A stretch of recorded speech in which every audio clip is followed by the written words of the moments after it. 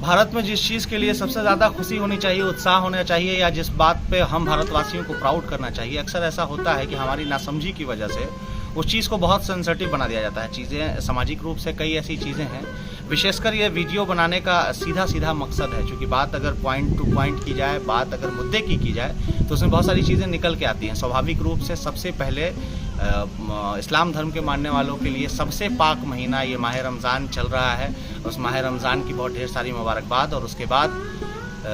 हिंदू धर्म या फिर सनातन आस्था के जो असत्य पे सत्य की जीत, जिस तरीके से अहंकार का दहन हुआ, जिस तरीके से पाप का दहन हुआ, जिस तरीके से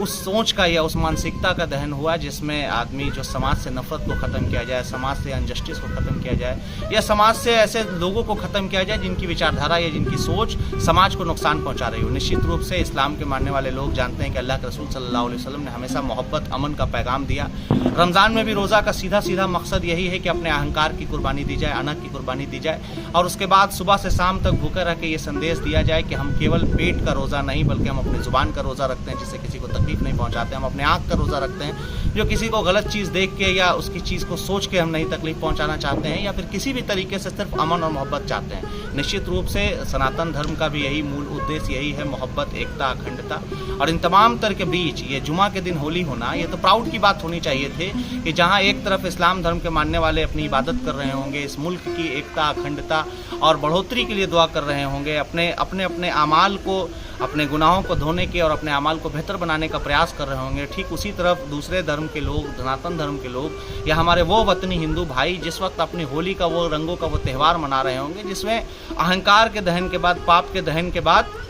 एक उत्साह का माहौल होता है, एक एकता का माहौल होता है। तो दोनों पर्वों का उद्देश्य निश्चित रूप से मिलना और प्रेम और सद्भाव है। तो फिर ये परेशानी, ये बेचैनी क्यों? निश्चित रूप से स्थानीय प्रशासन, जिला प्रशासन, राज्य की प्रशासन और देश की प्रशासन एकता और अखंडता की बात करती है, वो लगी हुई है। सभी चौक चौराहे पे हमारे पुलिसकर्मी, हमारे आपके चाहने वाले मजिस्ट्रेट, हमारे आपके परिवार से आने वाले लोग लगे हुए हैं आपकी सुरक्षा के लिए। लेकिन आखिर इसमें इतना बवाला क्यों? सुरक्षा की बात तो दूसरा हमारे सुरक्षा क्यों करे, जबकि वही पड़ोसी के साथ हमें रहना है। मूल संदेश, बेसिक बात यही है कि कल होली का दिन है। सबसे पहले तो होली की बहुत ढेर सारी बधाई। रंगों के इस त्यौहार में अल्लाह पाक से यही दुआ है कि इस मुल्क के 133 करोड़ लोगों के जीवन में एक बेहतरीन रंग घोल दिया जाए, और वो रंग मोहब्बत का हो, वो रंग अमन का हो, वो रंग तरक्की का हो, वो रंग बदलाव का हो। इस देश की तकदीर को और तस्वीर को बदला जा सके। हम नगर पंचायत रोहतास के मुख्य पार्षद प्रतिनिधि होने के नाते सबसे पहले तो हम अपने नगर पंचायत वासियों से, उसके बाद प्रखंडवासी, जिलावासी, राज्यवासी और देशवासियों से अनुरोध करते हैं कि कल जब होली का जिस वक्त पर्व हो रहा होगा, जब होली मनाई जा रही होगी, उस वक्त जुमा की नमाज़ पढ़ने भी लोग जा रहे होंगे, इन टाइम है। तो अगर कहीं जाने अनजाने में गलती से किसी पे कोई रंग पड़ जाए तो उसमें रंग में भंग डालने की कोशिश न की जाए। उसको पहले आप नज़रअंदाज कीजिए, उसको धुल लीजिए और उसके बाद फिर अपनी नमाज को अदा कीजिए, और उसके बाद दुआ कीजिए कि अल्लाह उसको हिदायत दे। अगर किसी ने जानबूझ के पढ़ाया है तो उसके लिए भी आप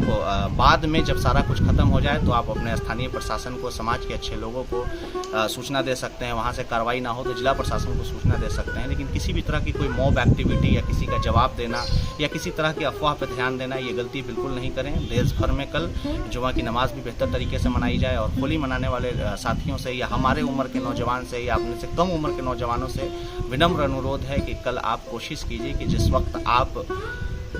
जो उस होलिका दहन या उस दहन के बाद, जिस पाप, जिस मानसिकता के दहन के बाद आप खुशी मना रहे होंगे, जब रंग घोल रहे होंगे, तो ऐसा ना हो कि किसी की इबादत में वो रंग फीका पड़ जाए, कोई नापाक हो जाए, या किसी के रंग पड़ जाने की वजह से किसी का कपड़ा ख़राब हो और वो नमाज न पढ़ पाए। अगर आपकी एक एक्टिविटी की वजह से कल वो अपनी इबादत नहीं कर पाया, तो कल जब आप अपना अमाल देंगे, जब आप अपने अमाल का आपके जब सवाल होगा, जब जिस ईश्वर को आप मानते होंगे, जहाँ भी जानते होंगे, दुनिया के सभी लोग का एक ईश्वर में आस्था है, तो निश्चित रूप से हमको मर के कहीं ना कहीं जाना है। तो जहाँ भी जाना है उसको भी मुंह दिखाना है। हम मर्यादा पुरुषोत्तम श्री राम के मानने वाले लोग अपने आचरण से, अपने किसी भी तरीके से दूसरे आस्था के मानने वाले लोगों को तकलीफ नहीं पहुँचा सकते। तो निश्चित रूप से हम सब एक हैं, और हम सबको मिल के एक बड़ा परिचय देना है। देश दुनिया में कहाँ क्या हो रहा है, कौन नेता कौन सा स्टेटमेंट दे रहा है, कौन पदाधिकारी क्या कर रहा है, इस बात पे बिल्कुल ध्यान नहीं देना है। ध्यान इस बात पे देना है कि अपने गांव में, हर एक आदमी को, हर एक व्यक्ति पे ये लागू होता है कि अपने गांव में, अपने मोहल्ला में, अपने समाज में अपने नगर क्षेत्र में, अपने जिला क्षेत्र में, अपने पंचायत क्षेत्र में, अपने राज्य में और अपने देश में किस तरीके से मोहब्बत अमन को घोला जा सके, किस तरीके से खुशियों का रंग बिखेरा जा सके। एक बार पुनः बहुत ढेर सारी शुभकामनाएं, होली की बहुत ढेर सारी मुबारकबाद, रमजानुल मुबारक की बहुत ढेर सारी मुबारकबाद, आगामी ईद पर्व की बहुत ढेर सारी मुबारकबाद। और इस अमन के माहौल में बाबा भीमराव अम्बेडकर के मानने वाले सभी संवैधानिक लोग, किसी भी तरीके से कानून को हाथ में नहीं लेना है। अगर कहीं किसी तरह की कोई ऊंच नीच होती है तो समाज के वरिष्ठ लोगों का सहारा लें, स्थानीय प्रशासन का सहारा लें, जिला प्रशासन का सहारा लें। मुझे लगता है कि हर एक जिला में बैठे पदाधिकारी आपकी